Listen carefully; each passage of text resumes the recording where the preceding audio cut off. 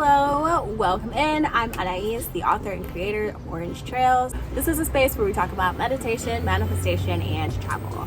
I know you all are on it, and I'm on it too, but how can we find a great mediation? Social media and mindfulness, can there be peace? Of course there can. Just takes boundaries. And I'm going to tell you the ways that you can make peace with social media. So first, social media, of course, you've heard a lot of stigma and a lot of things about mental health, anxiety, all of these things.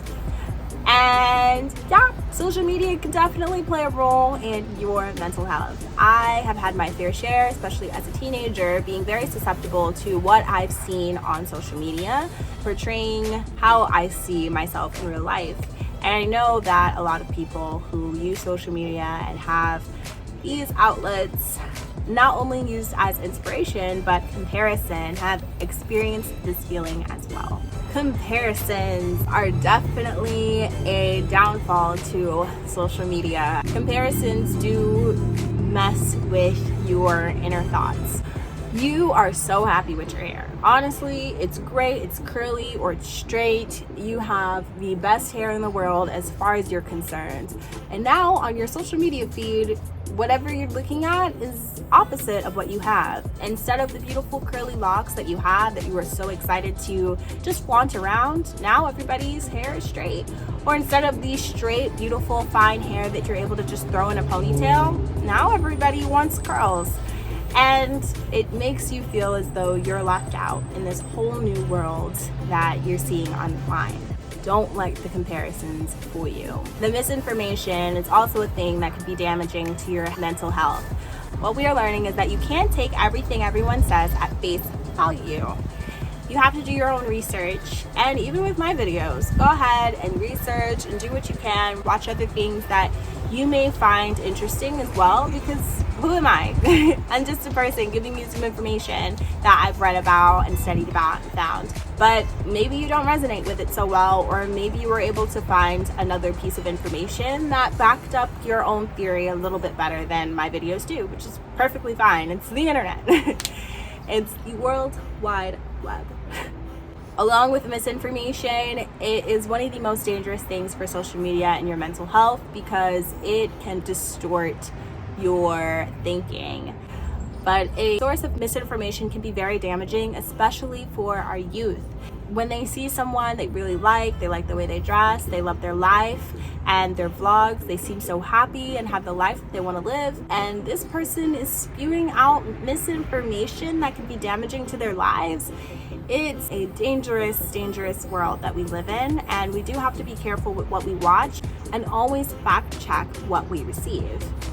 It's one of the things that help us to align ourselves with social media and mindfulness and be able to filter in the information that we receive. One thing that helps me a lot, and if you know me, you know I am good for breaks from social media. I'm really, really good at that.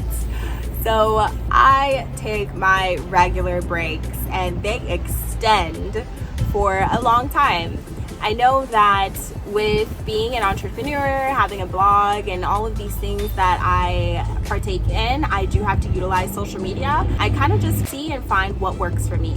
Pinterest is a social media platform that I usually don't break away from because it does give me a lot of healthy information. It's more like a library for the things that you want to create and do with your life than a showcase of someone's personal life. I find that social media platform works for me, my mental. I never feel any kind of cognitive dissonance whenever I use it. So that's something that I always keep running.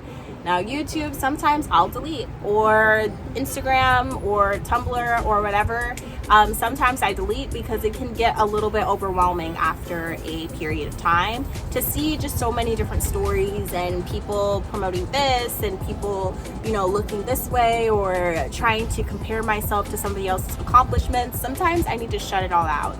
I do take extensive breaks. I take a break for sometimes a few weeks, maybe a year, and I just delete the application and I just kind of keep on rolling, and that's what keeps me in line with social media. Social media doesn't run my life. I run my own social media account. And so this is my suggestion for you. If you're looking for peace within social media and mindfulness, you may want to establish regular breaks.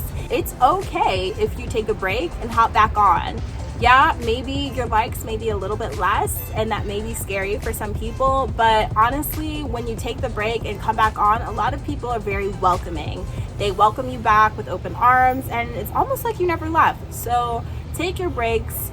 Watch out for how you're thinking, your mental health, how you're feeling. Use this time away from social media and all of the people that you are seeing all the time to be able to check back in with yourself and see how you're doing. Enjoy the flowers, enjoy the leaves, enjoy the sky and the sun. You don't have to take a picture of everything, but you can take a mental note of everything. And that's the greatest beauty of living in this world in all its glory.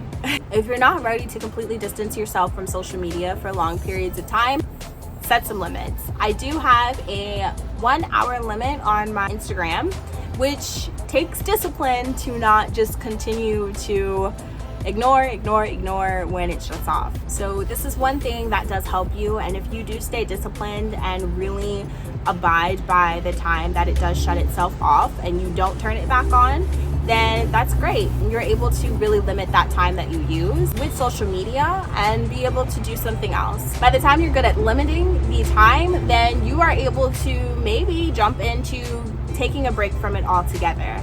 Also, for my social media apps, I don't have them all on my first page when I open my phone. They're kind of like way in the back.